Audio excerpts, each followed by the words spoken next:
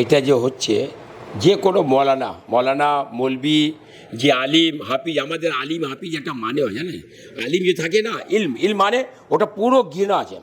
তো আমরা কী আছে জানো, আমরা আলিম বলুন হাফিজ বলুন, সে সবাই বলবে এই জিনিসটা ঠিক নেই, এটা বাজে জিনিস, এটা যে করছে এটা নোংরামো করছে, এই জিনিসটা তলোয়ার নিয়ে লাঠি নিয়ে এটা হো হা ঢোল বাজানো এটা ঠিক নেই, এটা নকলবাজি করছে।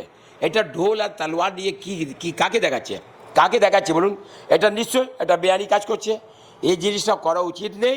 কিন্তু মৌলবি মৌলানা বলে বলে থেকে গেছে যে এটা বাদ দাও, এটা জিনিস করবে না, তাও কিন্তু করছে। কিছুটা কম আছে, আগামী আজকে 5-10 বছর আগে চলে যান, প্রচুর হতো। আপনার মৌলালি পুরো রাস্তা জাম, কলকাতা পুরো জাম হতো, এখন তো হালকা হয়ে যায় কিছুটা, না হলে আপনি আসতে পারবেন না, এই অবস্থা ছিল আগে 10 বছর আগে। এখন আস্তে আস্তে কম হয়েছে, আবার কম হবে, কিন্তু এই জিনিসটা ঠিক নেই।